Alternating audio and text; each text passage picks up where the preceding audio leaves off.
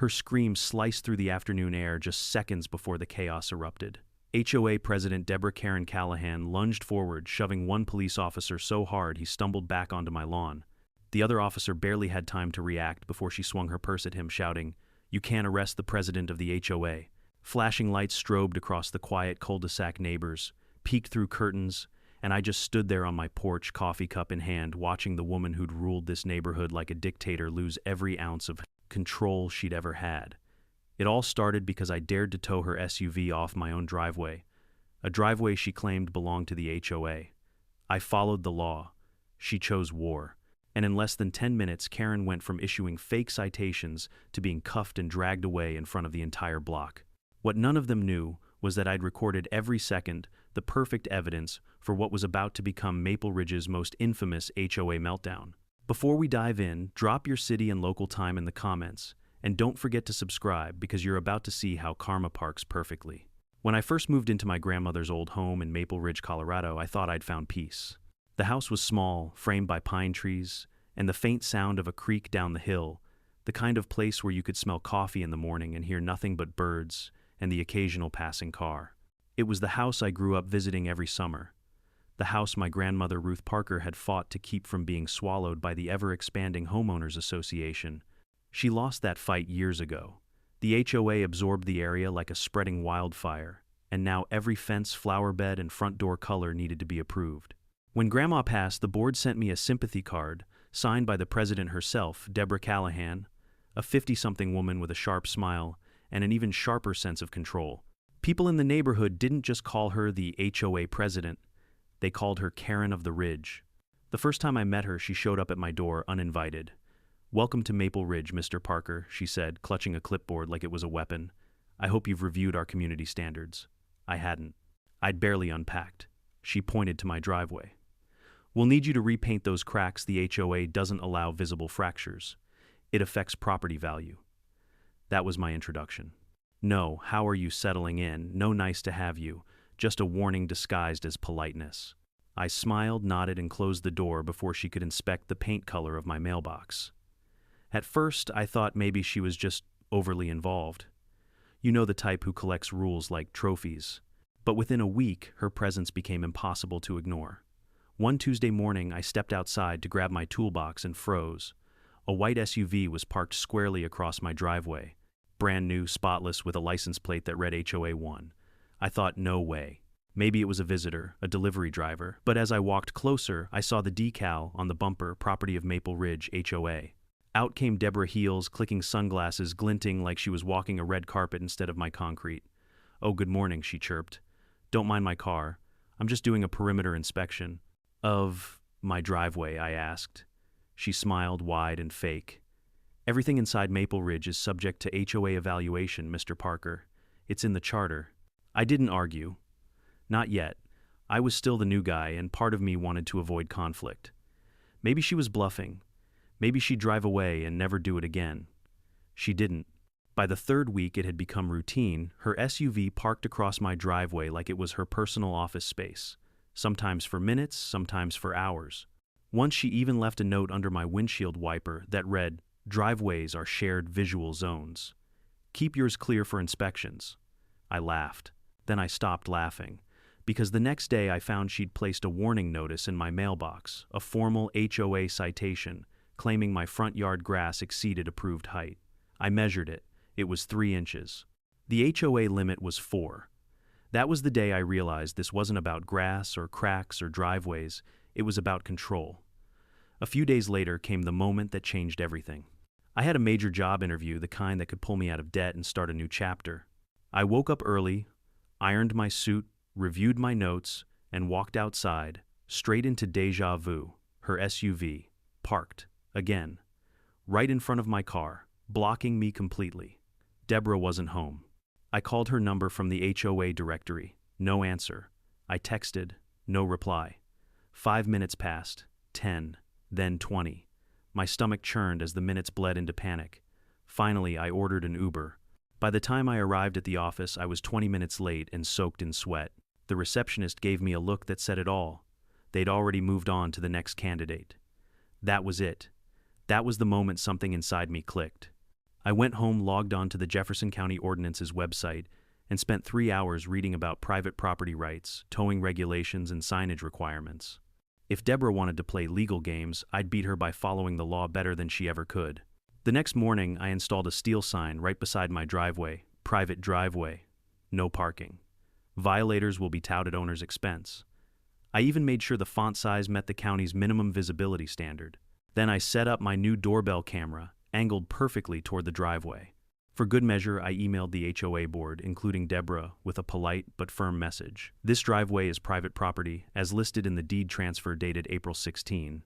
Future unauthorized parking will result in towing according to Jefferson County Code 5-123.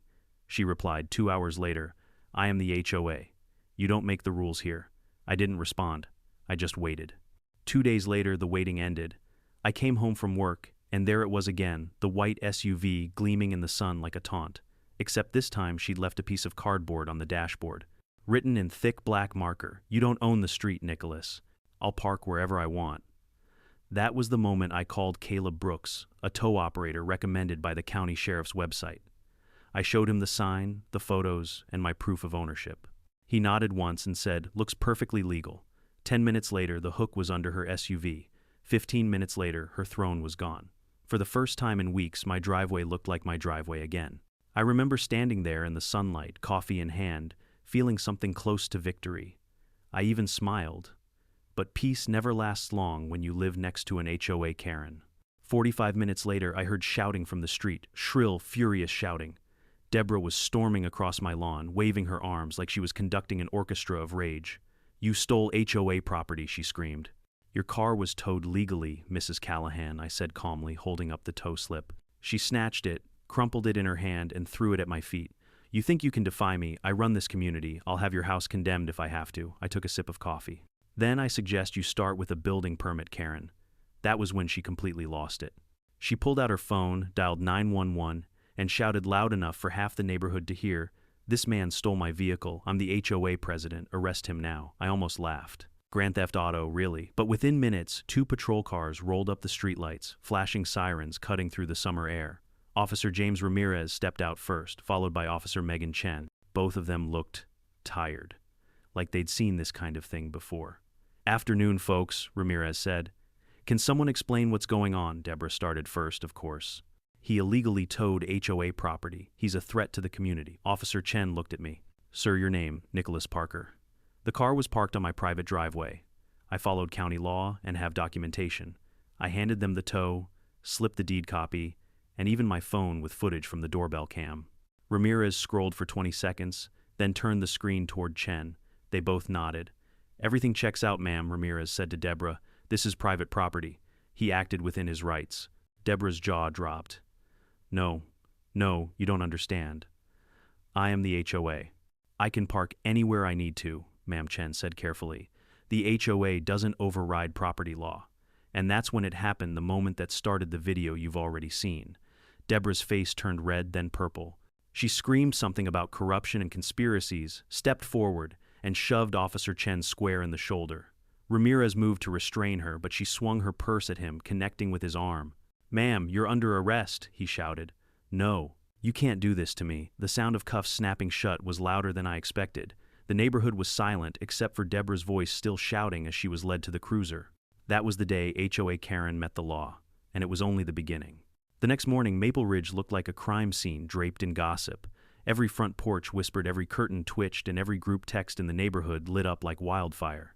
The mighty Deborah Karen Callahan, queen of HOA law and order, had been handcuffed in broad daylight and taken away screaming. But the story wasn't over. Not even close. I woke up to the sound of my phone vibrating nonstop. Notifications missed, calls unread, messages, all from neighbors I barely knew. Some were sympathetic. Others were curious. And a few, unsurprisingly, were furious that I had embarrassed the HOA president. Man said Gary Thompson, the guy across the street, when I opened my door. "You're the talk of the neighborhood. I think even the mailman knows." He held up his phone grinning. "You're trending on Nextdoor." And he wasn't kidding. The clip of Deborah attacking the police officers, the same video Gary had recorded from his porch, was already circulating in local forums. Someone had titled it, "HOA President Goes Full Karen Assaults Cops Over Driveway Dispute." Thousands of views, hundreds of comments. Half the neighborhood cheering, the other half terrified.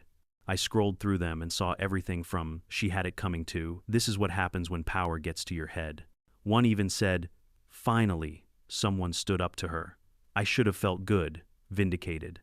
But all I felt was unsettled. Because I knew Deborah, someone that entitled, wouldn't go down quietly. Sure enough, 2 hours later, I saw a car pull up, a silver sedan with Maple Ridge HOA printed on the side. Out stepped Paul Bennett, the treasurer of the HOA, holding a clipboard and looking uncomfortable. He waved politely. "Morning, Nicholas. Mind if we talk?" I leaned on my porch railing. "If this is about last night, I've already spoken to the police." He nodded, avoiding eye contact. "Yeah, we heard. The board's holding an emergency meeting tonight. About everything." Everything meaning Deborah. He hesitated. "Technically, she's still president, but well after the arrest, we're reviewing her status." I smirked. "Guess she finally violated one of her own bylaws." Paul actually chuckled and immediately looked guilty. "Don't quote me on that." That evening, the HOA meeting was chaos. Every seat in the community center was filled, people standing against the walls, phones, recording tension so thick you could almost see it shimmer under the fluorescent lights. At the front of the room sat the remaining board members, Paul Sophie Reynolds, the secretary, and Hazel Nelson, the vice president who'd been mostly invisible until now. Deborah's seat was empty, her nameplate still gleaming like a ghost of authority. Hazel cleared her throat. "Let's begin. As you all know, President Callahan was involved in an altercation yesterday." Someone in the back yelled. "She attacked the cops." Hazel raised a hand for silence. "We're aware of that, and while the legal process unfolds, we are suspending her duties effective immediately." The room erupted, some applauding, some shouting, one guy muttering that Deborah was framed. Hazel kept her composure, speaking firmly, but without Deborah's signature condescension. "Moving forward, we will appoint an interim president until further notice." I leaned back, arms crossed, watching this mini-revolution play out. Hazel glanced at me, once her eyes sharp, but not unkind, the look of someone who'd seen too much and wanted peace back in her neighborhood. After the meeting, as people dispersed, Hazel approached me. "Mr. Parker," she said, "I just want to personally thank you for keeping calm yesterday. You did everything by the book." I smiled faintly. "That's the only way to win against people like her." Hazel nodded. "You'd be surprised how many people in this HOA forget that rules apply to them too." She handed me her card. "If Deborah or anyone from her family contacts you, call me, or the police." That was the first time I realized how deep this mess went, that Deborah wasn't just some cranky neighbor. She was someone who'd built her own little empire under the HOA's banner, and I had just cracked its foundation. Over the next few days, strange things began to happen. Someone left anonymous notes in my mailbox. "You'll regret crossing her. You don't belong here. Watch your back, Parker." My trash bins were knocked over twice. My mailbox flag was bent.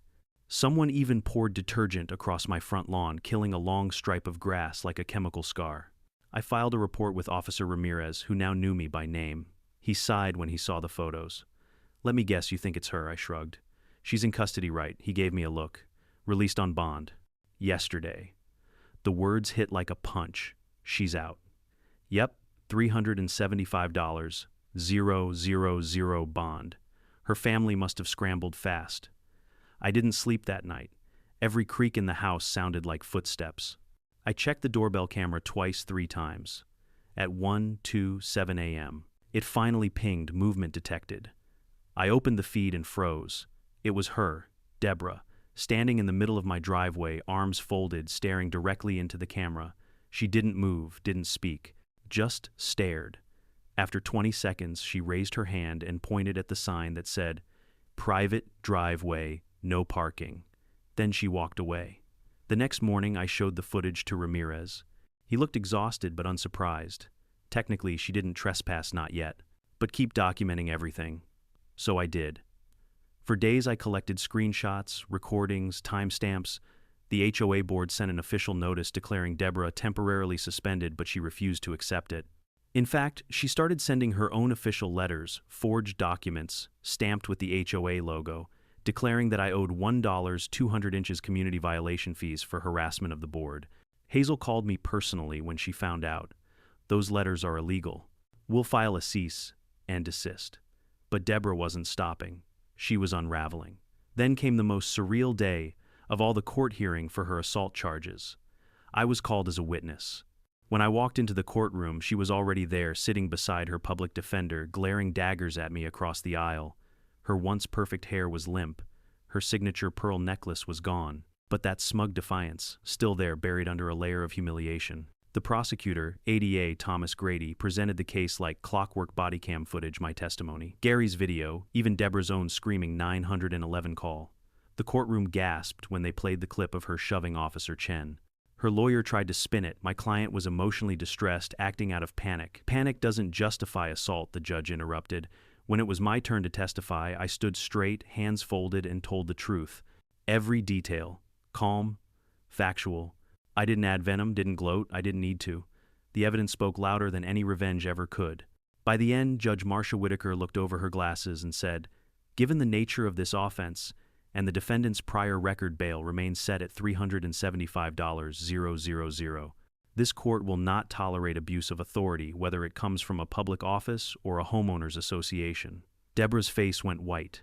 When the gavel came down, it felt like a thunderclap of karma. Outside, the courthouse reporters from the local station were waiting. Microphones, cameras, questions flying everywhere. "Mr. Parker, do you have any comment on what happened? Do you think HOA presidents have too much power?" I didn't say much, just one line before getting in my car. Power isn't the problem, entitlement is. That night, for the first time in weeks, I sat on my porch listening to the crickets, the wind, and the silence Deborah had left behind. It was peaceful, too peaceful, because something in my gut told me this wasn't over yet, and I was right. The next morning, a large envelope was taped to my front door. Inside was a printed notice, no return address, bearing the HOA logo again. Only this time, the message was short, bold, and chilling. "HOA Karen always comes back." I stared at it for a long time, the early sun bleeding across the paper like fire through frost. I stood there on my porch, the morning breeze lifting the edges of the envelope, the bold letters still staring at me. "Oh, Karen always comes back." The words hit harder than they should have. Maybe it was because of the timing, right when I finally thought peace had returned. Or maybe it was because deep down I knew Deborah Callahan wasn't the kind of woman who accepted defeat. She didn't believe in losing. She believed in revenge. I took the letter inside, laid it flat on the kitchen counter, and noticed the detail that made my stomach twist. The HOA seal wasn't just printed, it was stamped. A real embossed seal like the ones only board officers were supposed to have, meaning someone still loyal to her had helped. And that meant the war wasn't over. By noon, I was sitting across from Hazel Nelson, the new interim HOA president at the Maple Ridge Community Office. Her hair was neatly tied back her desk, a battlefield of folders, legal notices, and half-drunk coffee cups. When I slid the letter toward her, she sighed, rubbing her temples. "God, I was afraid of this." "She still got people inside?" I asked. Hazel nodded slowly. Deborah had a few loyal board members, Paul Bennett for one. She gave them favors, bent rules for them, even waived late fees. That kind of loyalty doesn't vanish overnight. "So what's the plan?" She leaned forward, her voice low. "The board is meeting tomorrow to make her suspension permanent. But if she's sending out letters again, she's already violated the terms of her bail. The sheriff's office will want to see this." "Then they will," I said, sliding the letter back into its envelope. "I'm done playing defense." That night, I couldn't sleep. The moonlight crawled across the floorboards, and every little sound made me tense. I'd set up motion alerts on the doorbell camera, but the notifications stayed quiet. Too quiet. Around 2 a.m., a faint sound jolted me, not from the doorbell, but from the garage. A metallic clang, followed by the scrape of something heavy being dragged. My heart jumped. I grabbed my phone, opened the camera feed, nothing. The driveway was empty. But inside, something shifted again. A soft thump. I moved quietly through the hallway, barefoot on cold tile, listening. When I reached the garage door, I flicked the light switch. Nothing. The bulb was gone. I turned on my phone flashlight, and there it was, the HOA seal, freshly spray-painted in red across the inside of my garage door. Beneath it, 3 words, "Get out, lawbreaker." I stepped back, pulse hammering. Whoever did it was long gone. But the message was clear. This wasn't random vandalism. It was personal. The next morning, Officer Ramirez stood in the driveway, arms crossed, inspecting the red paint like he'd seen this movie before. "She's escalating," he muttered. "You think she did it herself?" He shrugged. "Could have been her. Could have been one of her disciples. Either way, this isn't just harassment now. This is intimidation." He pulled a small evidence bag from his pocket, slipped a fragment of red spray can nozzle inside, and nodded to Officer Chen, who was snapping photos. We'll file this under criminal mischief and witness tampering, Ramirez said. If she's linked, her bond will be revoked immediately. Good, I thought. Maybe this would finally end it. But later that evening, when I came home from work, another envelope was wedged under my door. Same seal, same heavy paper. Inside a single printed page. You made me lose everything. My title, my home, my name. But Maple Ridge still belongs to me.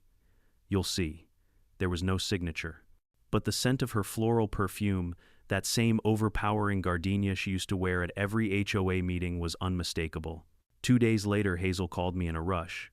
Nicholas, you need to come to the HOA office right now. I drove over, heart pounding.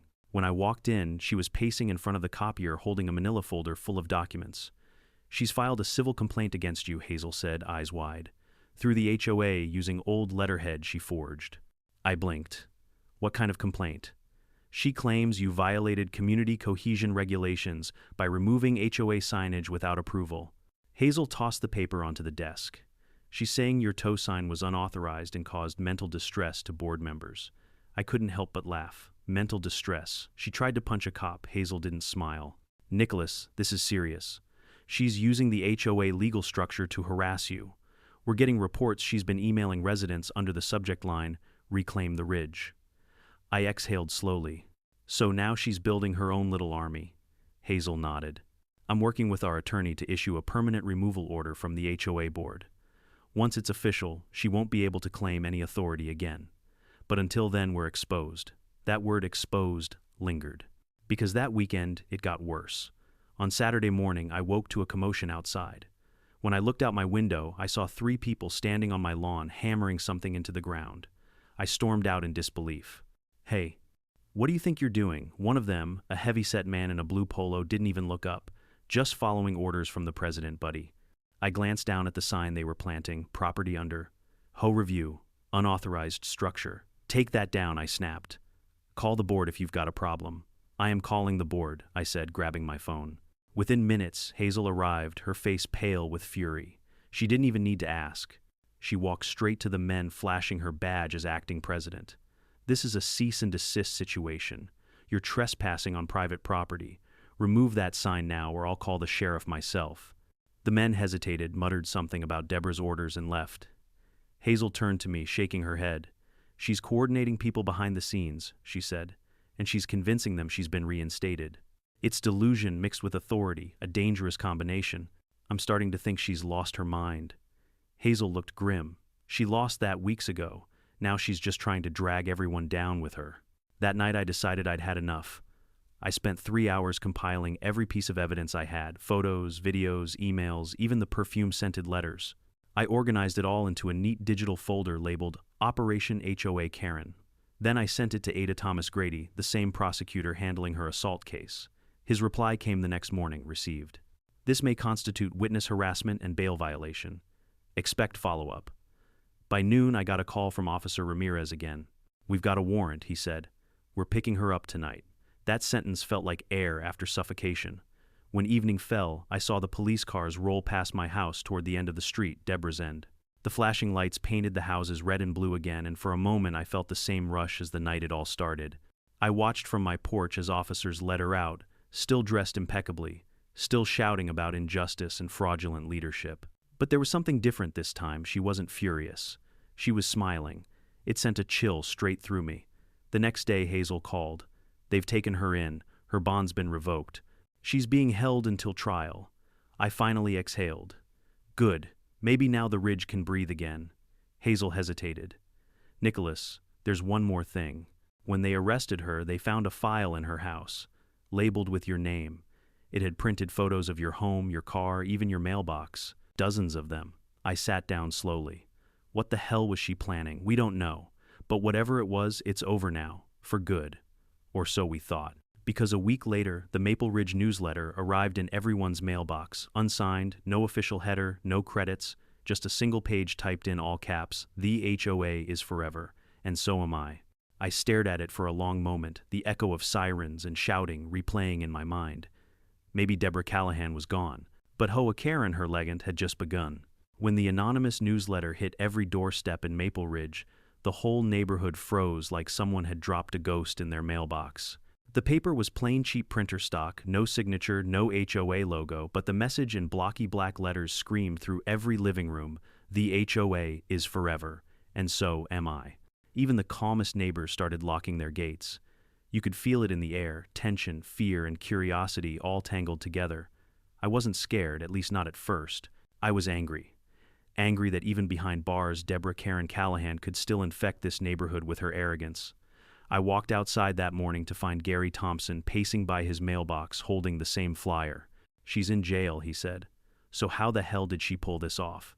That was the question everyone asked. Hazel called an emergency meeting within 24 hours. This time the meeting wasn't just the HOA board, it was half the neighborhood all squeezed into the community hall, their voices rising like static. Hazel stood at the front looking paler than usual, a folder in her hands. "We've confirmed," she said, "that these letters didn't come through the HOA office. Whoever mailed them used our residents' addresses from an old database that Deborah had unauthorized access to." The crowd erupted. "She had our info at home. She's spying on us."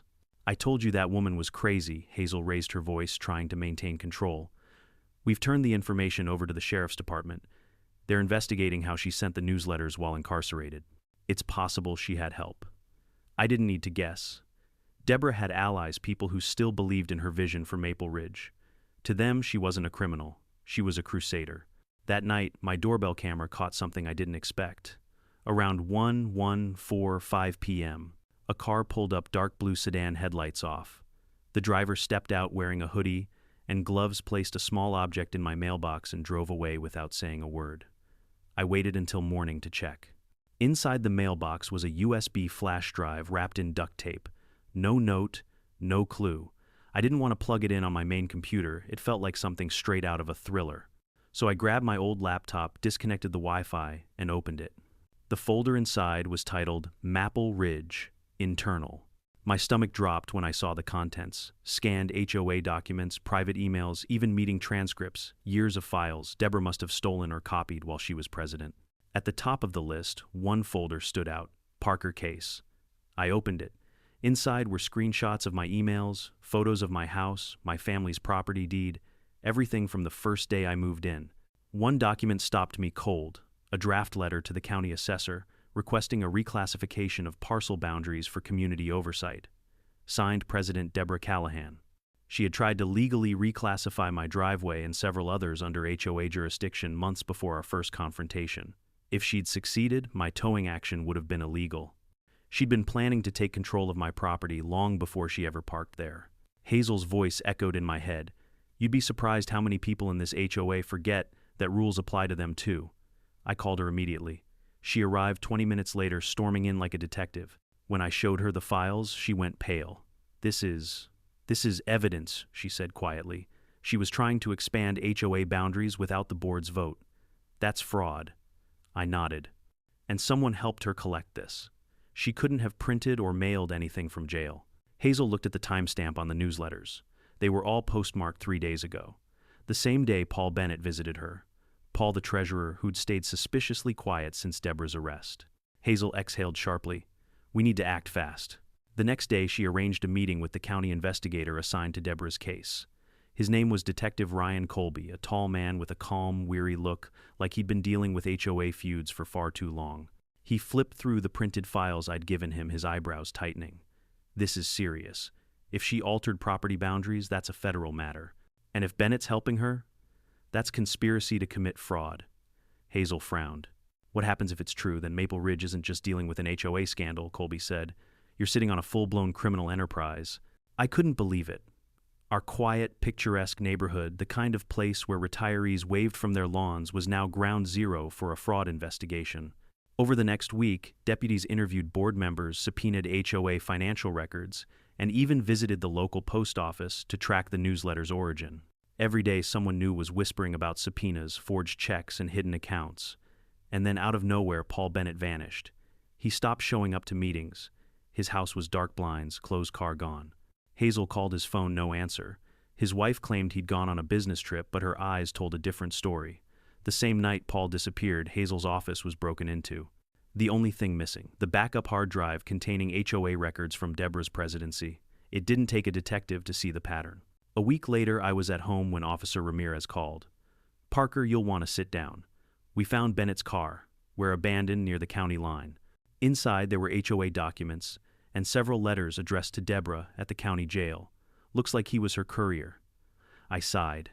So she really was running the HOA from her cell. Not anymore, Ramirez said. They're moving her to a federal holding facility while the fraud case expands. But there's more. You might want to come down to the station. When I arrived, he handed me a sealed plastic bag. Inside was a printed photo, creased and water-stained. It showed my house taken from across the street, and on the back scrawled in pen, "He doesn't deserve Maple Ridge." I looked up at Ramirez. This was in Bennett's car. He nodded. You were right from the start. She wasn't just trying to control the HOA. She wanted your property. It clicked all at once. The driveway fights the fake citations, the arrogance. Deborah hadn't just wanted authority. She wanted ownership. She wanted to make Maple Ridge hers, one parcel at a time. A month later, the official charges dropped: fraudulent misrepresentation, conspiracy to commit mail, fraud, and obstruction of justice. Deborah Callahan was facing up to 10 years in federal prison. Paul Bennett took a plea deal. The day of her sentencing, Hazel invited me to the courthouse. I didn't want to go, but curiosity got the better of me. Deborah looked nothing like the pristine president I'd met months ago. Her hair was gray at the roots, her once flawless posture bent under the weight of a prison uniform. Yet when she saw me, she smiled, cold, controlled, still the same woman who thought she ruled this town. Before the judge read her sentence, she turned to the courtroom and spoke. I built Maple Ridge, she said, her voice trembling but still commanding, and I will not be remembered as a criminal. I only wanted order because people like him, she pointed at me, think they're above it. Her attorney whispered for her to stop, but she didn't. I made this place beautiful. Without me, it will fall apart. The judge cut her off. You made this place fearful, Miss Callahan. There's a difference. 10 years. No parole for the first 5. When the gavel fell, the courtroom exhaled like a storm breaking. Hazel squeezed my shoulder as we left. It's over, she said.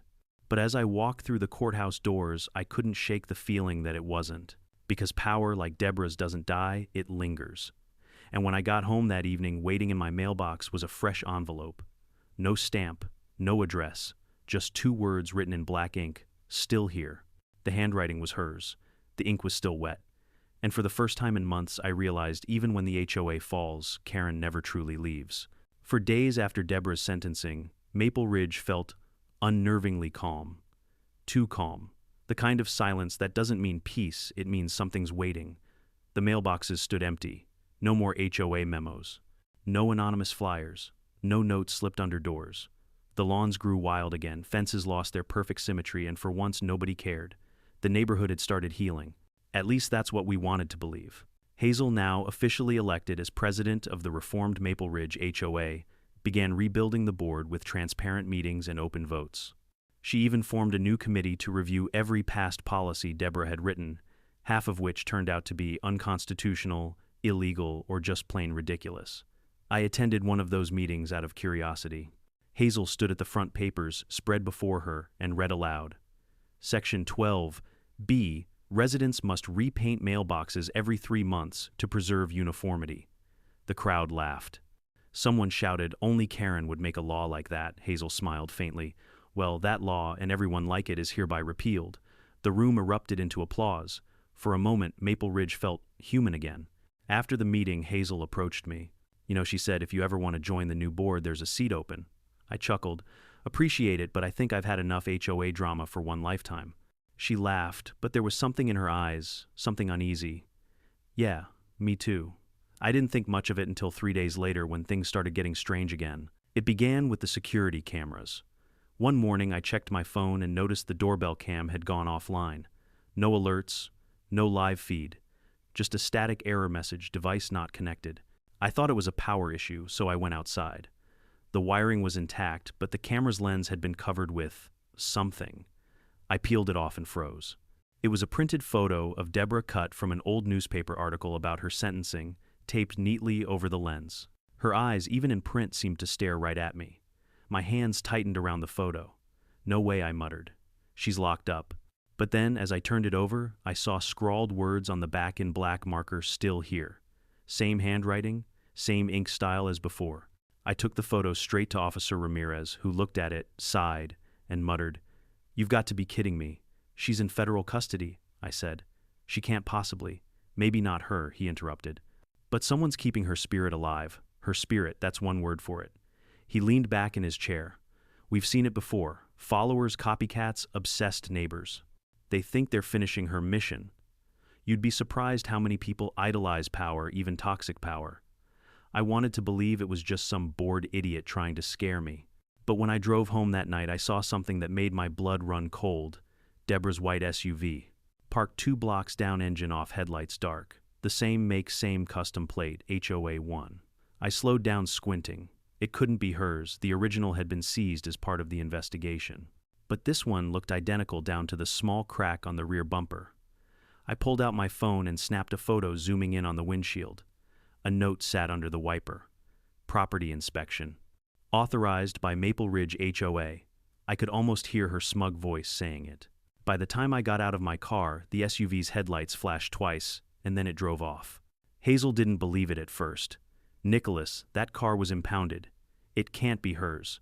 I'm telling you, I said, sliding my phone across the table. That's her license plate. She stared at the photo for a long time. Then someone's mocking her, or you. We decided to check the HOA archives the next day. That's when Hazel discovered something chilling. The HOA vehicle registry, the one Deborah had personally managed, listed 2 identical SUVs registered under HOA operations fleet. The second vehicle had been temporarily reassigned to a regional compliance officer 2 months before Deborah's arrest. The signature on that reassignment, hers, meaning she'd created a duplicate, a ghost car, to keep operating even after she was gone. Hazel rubbed her temples. She planned this. She knew she might get caught, so she made sure her presence would linger. We filed another report with the sheriff attaching the plate number and Deborah's original documentation. Ramirez promised to track it, but by the next morning that SUV was parked outside Hazel's house. When I arrived, the scene looked like something out of a horror movie. Hazel stood in her driveway, phone in one hand, HOA files clutched in the other. The SUV sat motionless, headlights off, windows tinted black. "She's taunting us," Hazel whispered. "Did you see who was driving?" She shook her head. "No one got out, it just appeared." We called Ramirez again, who arrived 15 minutes later. By then the car was gone. He frowned, tapping his notepad. No tire marks, no prints, no surveillance from nearby homes. It's like it vanished. Or like someone who knows every blind spot in Maple Ridge drove it, I said. Hazel looked at me, realization dawning. Deborah designed the neighborhood's camera placement maps. She knows exactly where the HOA's security coverage ends. And then she whispered something I'll never forget. She built this place to watch people. Now someone's using her system to watch us. Over the next week, small, eerie signs kept popping up. Residents started receiving HOA notices, again typed on official letterhead, signed President D. Callahan. The problem, the new HOA hadn't printed a single letter. One homeowner, Mr. Gordon, said he got a fine for failure to water lawn properly. Another got a warning for loud nighttime activity. The timestamps matched the nights when that phantom SUV had been seen circling the streets. Hazel called an emergency assembly. We packed into the hall, the tension thick enough to choke on. She held up one of the forged notices. "These are not from us," she declared. "Someone is impersonating the HOA and possibly accessing our old databases." From the back, a nervous voice spoke up. Then maybe she was right. Maybe the HOA is forever. Laughter rippled, but no one was really laughing. Hazel's hands trembled as she added, "We're contacting state authorities. Until then, all HOA operations are suspended." That night, Maple Ridge officially went dark. No board, no oversight, no structure, just fear. The following evening, I came home to find a package on my porch. No return address, no postage. Inside was a small flash drive and a note. "For your records, you missed something." I plugged it into my spare laptop. A single video file appeared, timestamped 3 weeks prior, the day Deborah was transferred to federal custody. The footage showed the inside of a car, someone wearing gloves driving at night. The camera panned toward the passenger seat, and there she was, Deborah, sitting calmly, smiling. She looked straight into the lens. "You can tow my car, Nicholas, but you'll never tow my authority." Then she laughed, a slow, chilling sound before the video cut to static. My hands went numb. The timestamp didn't lie. That video was filmed after she was supposed to be transferred, after she should have been behind bars. I called Ramirez immediately. He came within the hour, watched the footage twice, then looked at me, expression unreadable. "You said she's in federal custody, right?" "Yes." He exhaled slowly. "Then we need to verify that." The next morning, Ramirez called back. "You might want to sit down," he said. "She's gone. What transferred between facilities 2 days before you got that letter? Somewhere between county and federal transport, the paperwork got mixed up. Nobody knows where she is." I gripped the phone so hard my knuckles went white. "You're telling me Deborah Callahan, our HOA Karen, escaped?" "She didn't escape," he said grimly. "She vanished. That night I didn't sleep. None of us did. Because as midnight crept over Maple Ridge, the doorbell camera flickered back online for the first time in days. A figure stood at the edge of my driveway, half hidden by the shadows. Tall, blonde, wearing a blazer. She looked up at the camera, smiled, and whispered barely audible over the static, "Miss me." The feed went dark. And for the first time I realized, maybe the HOA wasn't cursed because of its rules. Maybe it was cursed because of her. The next morning, Maple Ridge woke up to hysteria. Someone had leaked the news. Deborah Karen Callahan wasn't in federal custody anymore. Hazel called me before sunrise, her voice shaking. "Nicholas, turn on the TV. Channel 9. I flipped it on, and there it was. Deborah's mugshot plastered across the screen under the headline, "HOA President Missing During Federal Transfer." The anchor's voice was steady but urgent. "Authorities are investigating the disappearance of former Maple Ridge HOA President Deborah Callahan, who vanished during a transfer from county to federal detention. The vehicle arrived empty, and the 2 marshals assigned to her transport have been placed on administrative leave.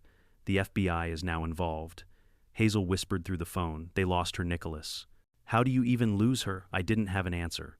All I could think of was that video, the one where she looked straight into the camera and said, "You'll never tow my authority." She'd planned this. Somehow, from the moment she was arrested, she'd been several moves ahead. By noon, Maple Ridge was swarming with law enforcement. Patrol cars lined the streets, federal agents questioned residents, and a helicopter circled above the HOA office. Hazel and I were called to the community center for interviews. When I walked in, Detective Ryan Colby, the same investigator from before, was already there, sleeves rolled up, coffee in hand. "Parker," he greeted me, his tone clipped. "We need to talk about that footage you found." He played the video on a small monitor. Deborah, calm and composed, smiling at the camera. "Where exactly did this flash drive come from again?" "Left on my porch," I said. "No fingerprints, no note, except a warning." Colby nodded. We traced the video metadata. It was filmed inside a 2021 white SUV registered to the Maple Ridge HOA, the same vehicle that's been stalking the neighborhood. Hazel stiffened beside me. "You found it." Colby's jaw clenched. "Not yet. But we found the GPS tracker that was supposed to be on it. It was removed manually. Whoever did this knows our systems." Hazel rubbed her forehead. "Because Deborah built them." "Exactly." That night, the town's paranoia boiled over. Every dog bark sounded like a warning. Every flickering light felt like a sign. I kept the blinds closed and the lights off, watching through the crack of my curtains. Across the street, Gary Thompson's porch light flicked 3 times, then went dark. A few minutes later, my phone buzzed. A text from an unknown number, "Still protecting them, Nicholas. You always were so noble." My throat went dry. No name, but I didn't need one. Before I could reply, another message popped up. "Check your garage." I grabbed a flashlight and moved slowly through the house, heart pounding. The air inside felt heavy charged, like static before a storm. When I opened the garage door, the smell hit me first, sweet floral cloying. Gardenia, the same perfume Deborah always wore. On the hood of my truck sat a small glass bottle filled with clear liquid. A label on the side read HOA Compliance Notice. Inside was a folded piece of paper. Hands trembling, I pulled it out. "Congratulations, Mr. Parker. You've been promoted. President of nothing." The handwriting was unmistakable. I called Hazel immediately, but she didn't answer. I tried again, and this time her voicemail picked up, calm, professional, completely unaware of what was unfolding. "Hazel, call me back the moment you get this. She's here." 5 minutes later, I saw movement across the street. Someone was standing in Hazel's front yard, half hidden in the shadows. Tall, blonde. My stomach dropped. I rushed outside, but by the time I crossed the street, the figure was gone. Hazel's door was wide open. Inside the living room was wrecked papers, scattered drawers overturned, HOA binders ripped open. On the dining table, a single envelope waited. It was addressed to me. "Nicholas, you were never the hero. You were the variable I didn't account for. But don't worry. Every community needs balance. You took my crown. Now you'll wear it. D.C." I stood there staring at it when I heard a faint groan from the hallway. "Hazel." She was slumped against the wall, dazed but alive, a bruise forming on her temple. She broke in, Hazel whispered. Said she needed her files back. I tried to stop her. Where did she go? Hazel shook her head. I don't know. She took a folder labeled Expansion Plans. Expansion, it's her master file, Hazel said weakly. She drew up blueprints for annexing nearby neighborhoods under HOA control.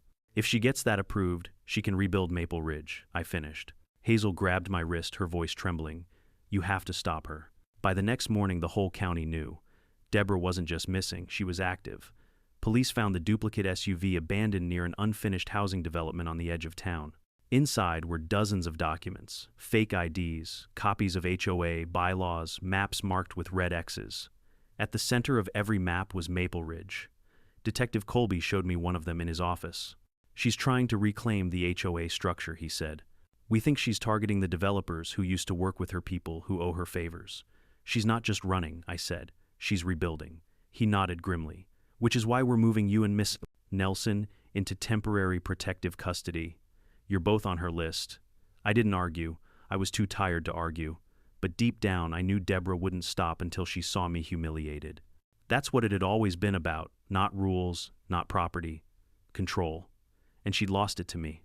That night, as I packed a small bag, the phone rang. Hazel's number. Hey, I said, I'm almost ready. The officers are coming too, a voice interrupted me. Not Hazel's. You really should have taken her advice, Nicholas. My blood froze. Deborah. She chuckled softly. Hazel was right about one thing: you don't understand power. You think justice and order are the same thing? They're not. Where are you closer than you think? And then she hung up. I bolted outside, scanning the street. Nothing. The air was still thick with that same floral scent. Then my phone buzzed again, one more text. Look behind you. I turned slowly. Across the street, Hazel's house was burning. Flames licked the walls, windows shattered outward, alarms blaring through the night. I sprinted forward, shouting her name, but the fire was too strong. Within minutes, the entire structure was engulfed. The firefighters arrived, dragging hoses and shouting orders, but all I could hear was the crackle of wood and the echo of Deborah's laughter in my mind.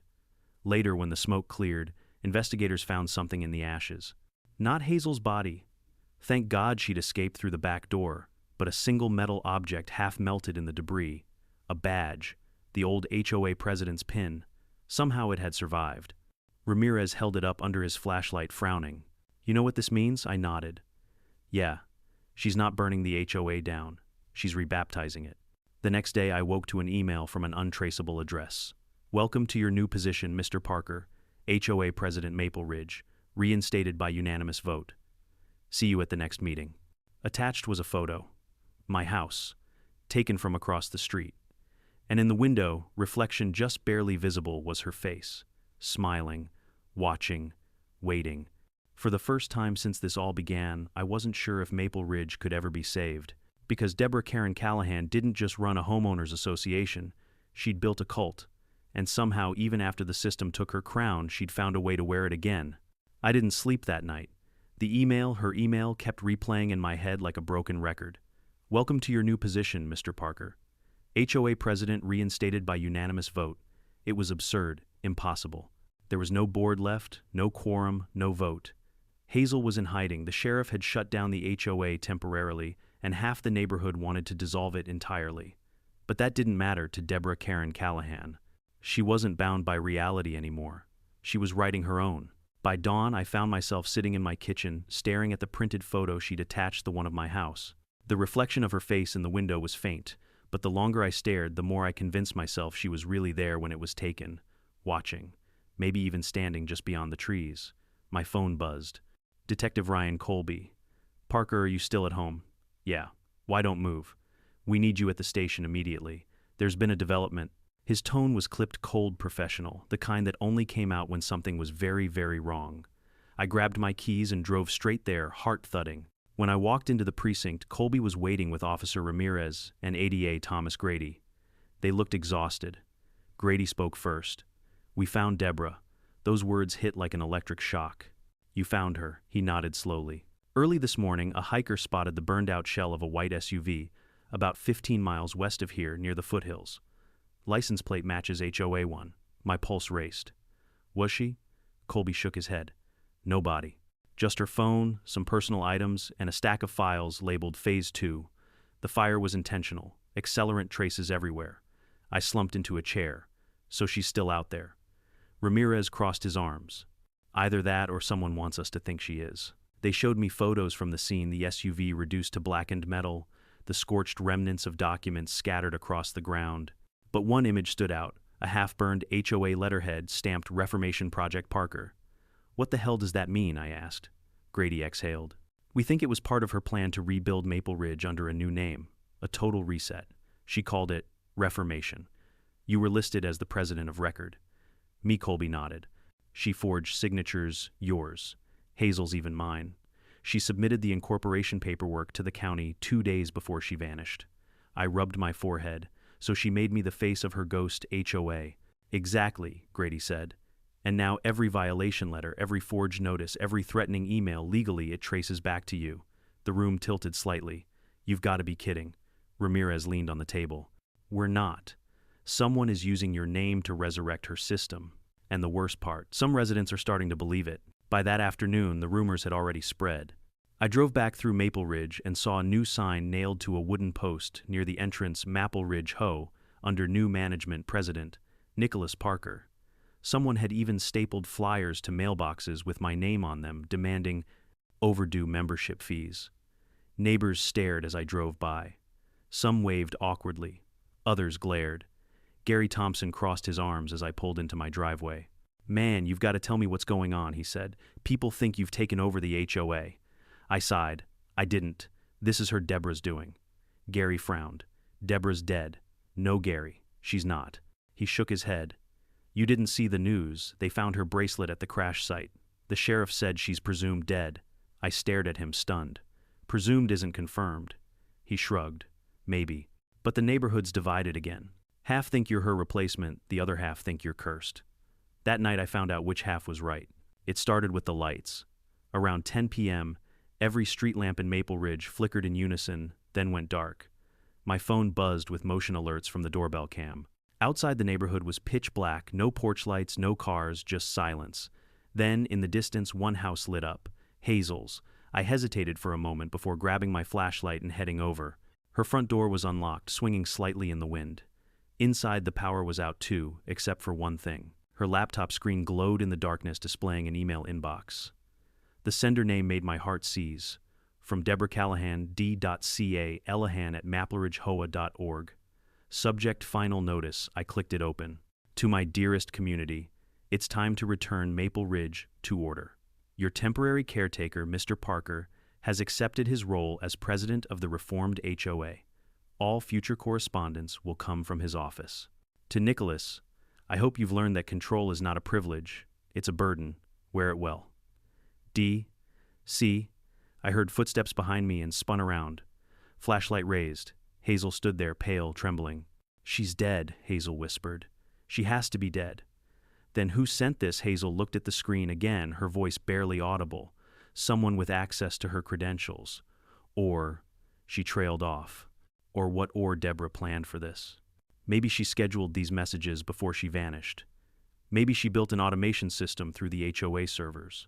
An AI ghost, I asked, half joking. Hazel didn't laugh. She was obsessed with control, Nicholas. What's more controlling than speaking from beyond the grave? The next day, residents started receiving phone calls. The caller ID displayed Maple Ridge HOA. When they answered, a robotic voice delivered automated reminders about dues and violations. But the voice wasn't robotic, it was Deborah's, a perfect digitized replica. Even Hazel's new IT consultant couldn't figure out where the calls were coming from. They weren't routed through any known system. They just appeared. It got worse when the town newspaper picked up the story, Ghost HOA Returns Ex-President's Voice Haunts Residents. I wanted to laugh at the headline, but there was nothing funny about hearing her voice echo through my own voicemail that night. Nicholas, you were supposed to keep the neighborhood beautiful. You've failed. I deleted it immediately. Then another message arrived, same number. You can't erase order. You can't erase me. Hazel called the next morning, panic in her tone. She's targeting you now. We traced those calls, they're all spoofed from your own address. Deborah's system is using your name. Then shut it down, I'm trying, she said. But there's something buried in the old HOA network, a locked program called HOA Core. She coded it years ago. We can't access it without her credentials. I sank into my chair. So she built a self-running HOA that outlived her. Hazel didn't answer. The silence on the line said everything. That night I walked the neighborhood alone. The wind carried that faint gardenia scent again drifting through the cul-de-sac. The houses looked haunted in the dim moonlight, their perfect symmetry now grotesque. Then I saw it painted in red across the community sign at the entrance, "Long Live the Hoe," and beneath it, a fresh addition, President Nicholas Parker. I stood there for a long moment, breathing hard. Somewhere between rage and fear, I started to laugh. Not because it was funny, but because it was madness, pure and perfect. Maybe Deborah really was dead.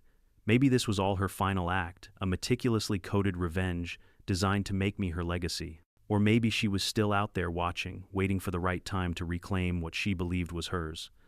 Either way, one thing had become clear. I hadn't defeated her. I'd replaced her. And in Maple Ridge, the title of HOA, President wasn't a position. It was a curse. That night I opened my laptop, logged into the old HOA portal, and typed in the administrator password Deborah once used her birth year, the simplest code imaginable. To my shock, it worked. The screen flashed once, then loaded a dashboard I'd never seen before. At the top, bold white letters spelled out, "Welcome back, President Callahan." And then beneath it, "User access Nicholas Parker, verified." I didn't even have time to process before a chat window opened automatically. A single message appeared. "Took you long enough." For several seconds, I could only stare at the words glowing on my laptop screen. "Took you long enough." The cursor blinked, waiting. My fingers hovered over the keyboard, frozen somewhere between disbelief and dread. It was impossible.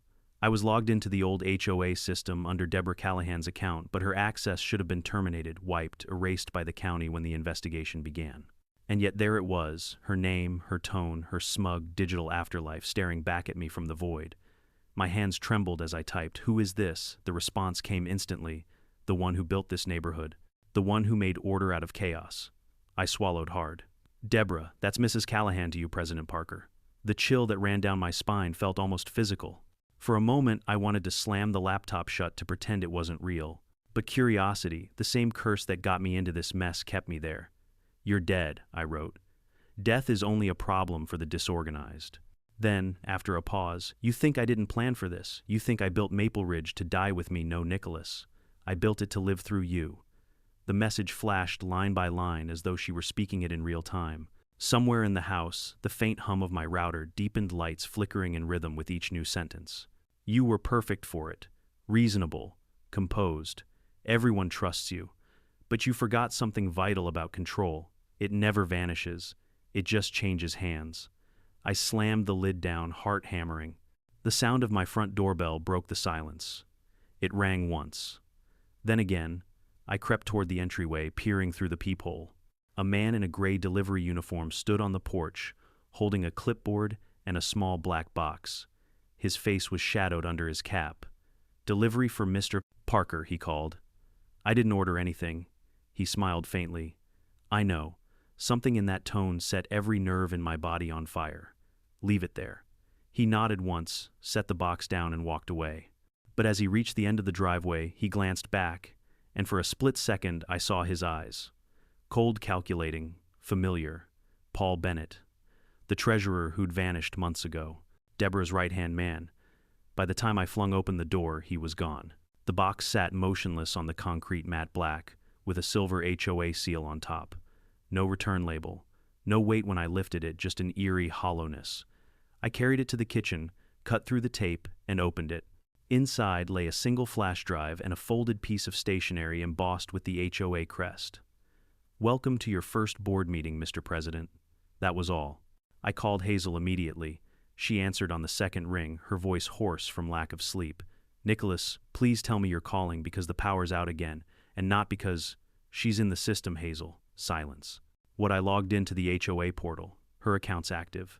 I thought it was residual data, but she's talking to me. Hazel's breath quickened. "That's impossible. The servers were seized by the feds." "Then explain this." I told her about the flash drive. She groaned. "Don't plug it in.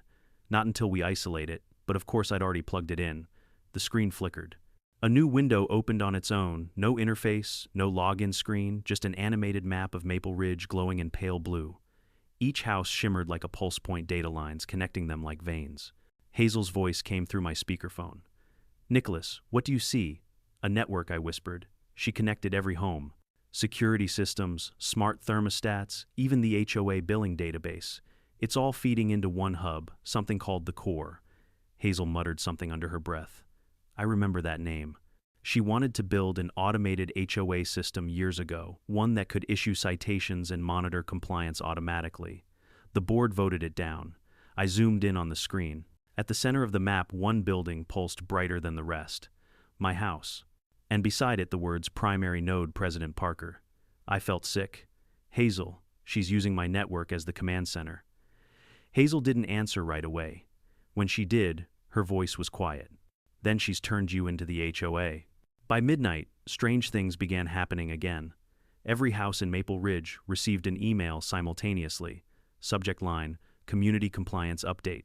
The body of the message read, "All residents are required to restore properties to HOA standards within 72 hours.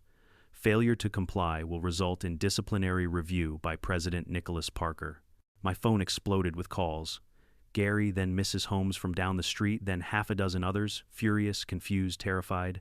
"She's sending these from my address." I yelled into the phone to Hazel. "I'm being framed again." Hazel's voice trembled. "We've traced the IP. It's coming from your router. The core's using your home network to broadcast commands." "I'm shutting it off." "Don't," she said sharply. "If you cut power, it might trigger a failsafe." Deborah was paranoid about sabotage. "So what do I do? Just sit here while her digital ghost ruins my life?" But Hazel didn't answer, because at that exact moment, all the lights in my house turned on at once. The hum of electricity filled the air, and my smart TV flickered to life. Static then, her face pixelated but unmistakable. "Deborah Callahan." "Good evening, neighbors," her voice purred. "I see our president is settling in nicely." I froze. "This isn't real." "Oh, it's very real," she continued, her digital grin widening. "You thought you could destroy my order, Nicholas. But order doesn't die, it evolves. You're the new face of it, whether you like it or not." Every screen in the house synced to her broadcast TV, laptop, even my phone. Hazel's voice echoed faintly through the line. "She's hijacked the smart grid. The core's embedded in the power system." Deborah's voice rose. "This neighborhood lost its discipline. I gave it structure. I gave it meaning. You all mocked me for it. Now my system will restore perfection permanently." I grabbed the flash drive and ripped it from the port. The screens went black. For a few seconds there was silence. Then the house lights flickered again. "You can't unplug the HOA, Nicholas." Her voice came not from the TV this time, but from every speaker in the house, the surround sound, the Alexa, even the damn smoke alarm. "This neighborhood belongs to me." I sprinted to the circuit breaker and flipped every switch off. Darkness swallowed the house. No hum, no static, just my heartbeat.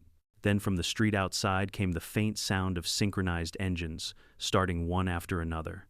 I crept to the window and peeked out.